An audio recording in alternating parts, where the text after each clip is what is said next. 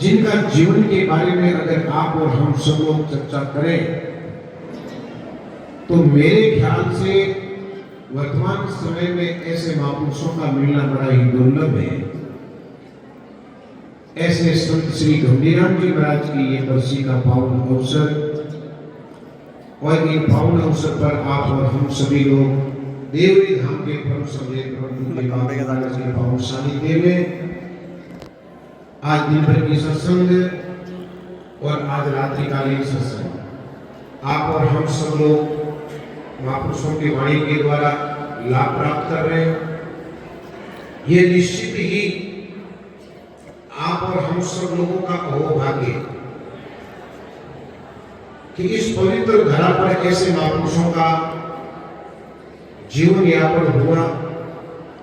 और त्याग और तपस्या और नाम दान की ऐसी प्रेरणा मिली जिनके कारण हजारों लाखों लोगों को उनका लाभ मिला। आप लोगों ने देखा अभी 10 दिन पहले 15 मार्च को जब दाता श्री घोड़ाराम जी बाबा जी की 90वीं बरसी थी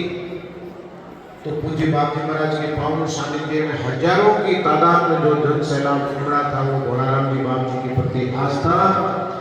और इस धाम के प्रति श्रद्धा और बाबा जी के प्रति एक विश्वास का प्रतीक था, जिनको हजारों लाखों लोगों ने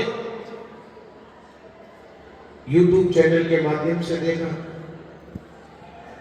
ये कहने का भाव, जब आप और हम सब लोग ऐसे तपोनिष्ठ संतों की बरसी के पावन पर एकत्रित होते हैं तो कहते हैं कि जो बरसी का जो अवसर होता है तो उस दिन उस महापुरुष की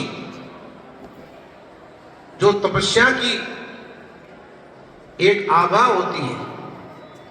वो उस दिन ऐसे जागृत होती है कि कोई व्यक्ति मन वच कर्म को पवित्र रखते हुए इस स्थल का दर्शन कर ले, उस जीव का कल्याण सहज रूप में हो जाता है।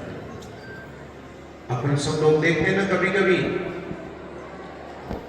इस संसार में दो धाराओं को देखा गया है, एक तो राम और एक राज। जब राज कभी कभी कोई कार्य को करता है तो शिविरों के माध्यम से करता है। कहीं कहीं ऐसे शिविर लगते हैं भाई उस फलाने शिविर में जाएंगे तो हर जगह हर काम एक ही जगह हो जाएगा। तो वैसे ही महापुरुष ये जो राज वाले ये करते हैं और संत लोगों की कृपा बरसी के अवसर पर उपलब्ध हो जाती है। एक ही दिन और महापुरुषों की ऐसी पावन कृपा होती है कि कोई भी व्यक्ति, लेकिन उनके लिए तो देखो मन वच कर्म को पवित्र रखना बड़ा ही जरूरी होता है। अगर ये चीज नहीं है तो उसका लाभ आप और हम सब लोगों को नहीं मिल पाता। उस लाभ को प्राप्त करने के लिए जैसे गंभीराम जी बाबा जी ने 41 वर्ष की अवस्था तक जीवन व्यतीत किया, लेकिन जब उन्होंने जीवन व्यतीत किया तो जब 5 वर्ष की अवस्था थी, गंभीराम जी बाबा जी की 5 वर्ष की अवस्था थी, तो वो अपने चाचा जी के साथ में जहां घोड़ाराम जी बाबा जी नीचे ढाणी में विराजमान थे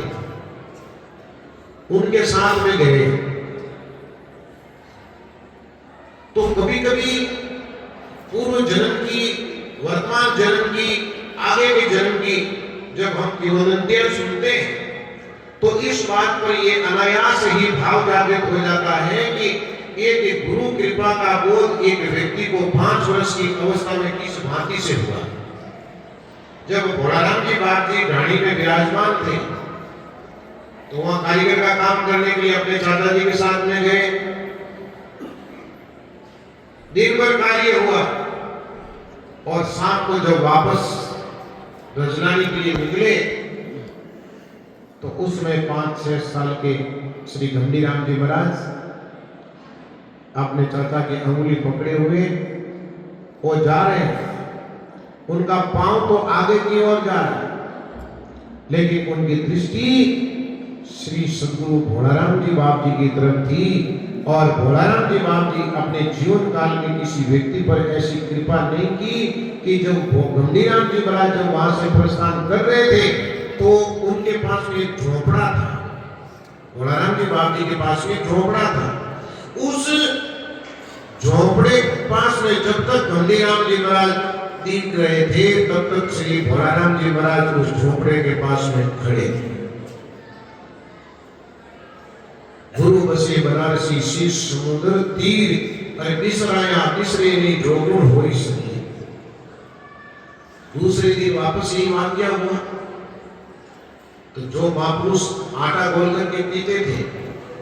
उन्होंने श्री गंभीराम जी महाराज को चूरमा चूर करके दिया कि गंगू और ठोकर। ऐसी उनके पास ऊपर कृपा हुई और जैसे ही उनके सिर पर हाथ रखा गंभीराम जी बाबा जी ने घर पर आकर के कह दिया कि मुझे भजन करना और कोई कार्य